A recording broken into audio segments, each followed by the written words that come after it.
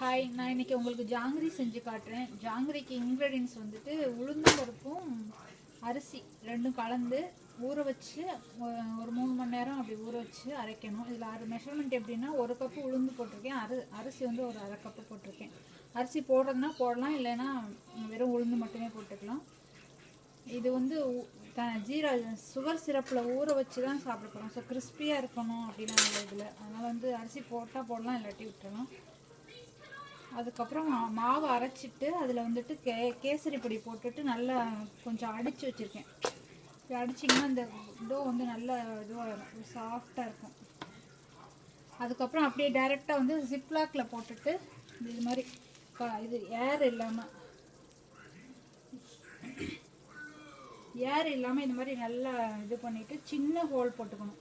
இல்லைன்னா பெருசாக போட்டால் வந்து அந்த இது வந்து பெருசாக வந்துடும். சர்க்கிள் பண்ணும்போது அது உப்பி வரும்போது கொஞ்சம் ரொம்ப பெருசாக வந்துடும். அது சின்னதாக ஹோல் போட்டு மாவு வந்து கேப் இல்லாமல் சேர்த்துக்கிறோம். இதில் காற்று வந்துச்சுன்னா இடையில அந்த ஹோல் நம்ம இது சுற்றுறப்ப பிரிஞ்சு வரும். அதனால் வந்துட்டு மாவை ஒன்றும் சேர்த்து வச்சுட்டு நேரடியாக இதில் வந்துட்டு சுற்றி விட்டுறணும். அப்படியே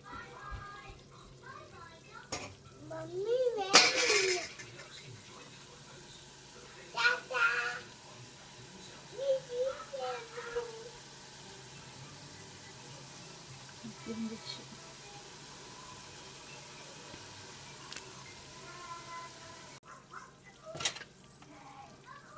இப்போ வந்து ஜாங்கிரி வந்துட்டு லோ ஃப்ளேமில் ரெண்டு பக்கமும் திருப்பி போட்டு எடுக்கணும். வந்து ரொம்ப கொஞ்சம் கூடி வச்சோன்னா அது வந்து கருகிடும், சீக்கிரமாக கருகிடும்.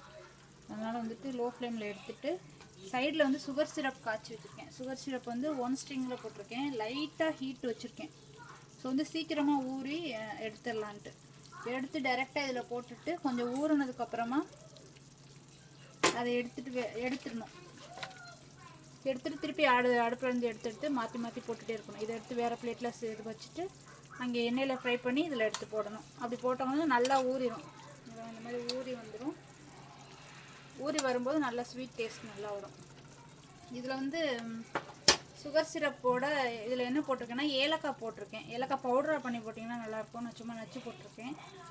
அதுக்கப்புறம் வந்து இது போட்டிருக்கேன், வெனிலா எசன்ஸ், ரோஸ் எசன்ஸ் போட்டிருக்கேன். சும்மா ஒரு ட்ராப் அப்படி போட்டிங்கனாலே போதும், ஃப்ளேவருக்காக தான். ஃப்ரை பண்ணுறதுக்கு ஆயில் வந்து ரொம்ப கம்மியாக வச்சுருக்கேன் பாருங்கள். நிறைய ஆயில் தேவையில்லை, பூரி அளவுக்குலாம் போட தேவையில்லை. சும்மா ஒரு கீழே அடியில் கொஞ்சம் எண்ணெய் இருந்தால் போதும்.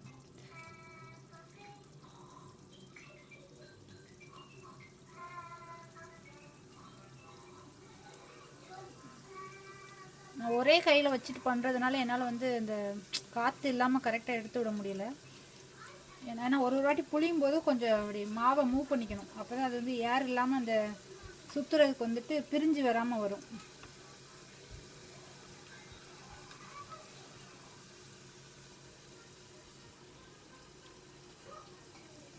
அதே மாதிரி நான் வந்து சுகர் சிரப் வந்து கொஞ்சம் சூடு வச்சுட்ருக்கேன். அதுக்கு அடுப்பு எப்படி வச்சுருக்கேன்னா ரொம்ப லோவில் வச்சுருக்கேன், கம்மியாக வச்சுருக்கேன்.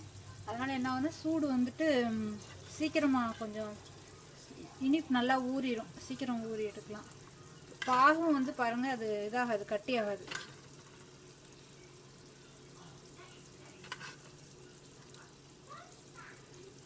இப்படிதான் இருக்குது. இதில் அடுப்பில் வந்து ஊற வச்சு எடுக்கணும். டக்குன்னு எடுத்துடணும். ஒரு 2 தடவை 2 சைடும் திருப்பி போட்டுட்டு எடுத்துடணும்.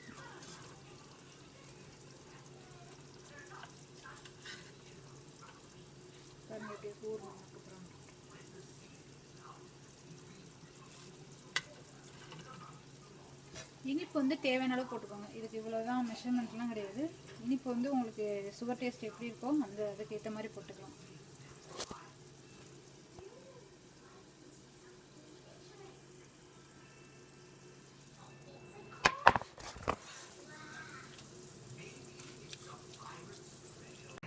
ஜாங்கிரி ரெடி ஆயிடுச்சு. பாருங்கள், செஞ்சு பாருங்கள். பிடிச்சிருந்ததுன்னா லைக் பண்ணுங்கள், சப்ஸ்கிரைப் பண்ணுங்கள். தேங்க்யூ.